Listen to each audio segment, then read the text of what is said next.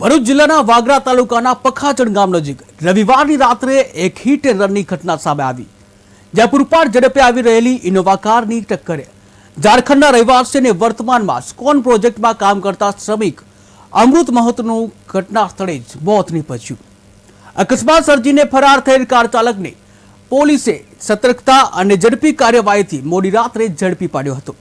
ત્યારે હાલ પોલીસે આરોપીની ધરપકડ કરી કાયદેસરની કાર્યવાહી હાથ ધરી છે। આખરે કેવી રીતે ઝડપાયો આરોપી, જુઓ આ ખાસ રિપોર્ટમાં। વાગરા તાલુકાના પખાચણ ગામની નજીક હિટ એન્ડ રન ઇનોવા કારની ટક્કરે એકનું મોત નીપજ્યું છે। પોલીસની ત્વરિત કાર્યવાહીથી ચાલક ઝડપાયો હતો। રવિવારની રાત વાગરાના પખાચણ ગામ નજીક એક કરુણ હિટ એન્ડ રનની ઘટનાની સાક્ષી બની છે। પૂરપાટ ઝડપે આવી રહેલી એક ઇનોવા કારે એક નિર્દોષ શ્રમિકને ટક્કર મારી હતી, જેના પરિણામે તેનું ઘટના સ્થળે જ મોત નીપજ્યું હતું। આ ઘટના બાદ કાર ચાલક ફરાર થઈ ગયો હતો, પરંતુ વાગરા પોલીસની ત્વરિત અને સઘન કાર્યવાહીથી તેને મોડી રાત્રે ઝડપી પાડવામાં આવ્યો હતો। સમગ્ર બનાવ અંગે મળતી માહિતી મુજબ આ દુર્ઘટનાના ગત રાત્રે આશરે 9:30 વાગ્યાના અરસામાં બની હતી। મૃતક વ્યક્તિની ઓળખ 45 વર્ષીય અમૃત ચંદ્રજીત મહતો તરીકે થઈ હતી, જે મૂળ ઝારખંડના રહેવાસી હતા। તેઓ છેલ્લા કેટલાક સમયથી સ્કોન પ્રોજેક્ટ પ્રાઇવેટ લિમિટેડમાં હેલ્પર તરીકે કામ કરી રહ્યા હતા અને કંપનીની લેબર કોલોનીમાં રહેતા હતા। ઘટના સમયે અમૃત મહતો કોલોની સામેના પખાચણ રોડ પર ચાલી રહ્યા હતા।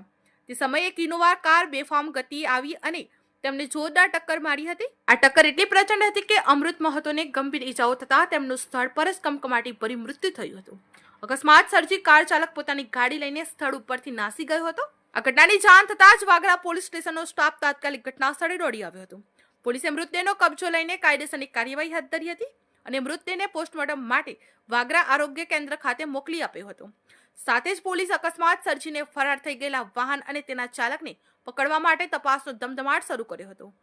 પોલીસે આસપાસના વિસ્તારોમાં નાકાબંધી કરીને વાહન અને ચાલકની શોધખોળ શરૂ કરી હતી।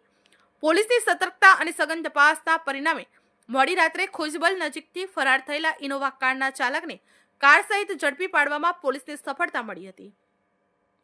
પોલીસે આરોપીની અટકાયત કરી તેની વિરુદ્ધ ગુનો નોંધી વધુ કાયદેસરની કાર્યવાહી હાથ ધરી છે। આ ઘટનાથી સમગ્ર વિસ્તારમાં શોકનું મોજું ફરી વળ્યું છે। Bureau report, KTV news Gujarati, Bharuch.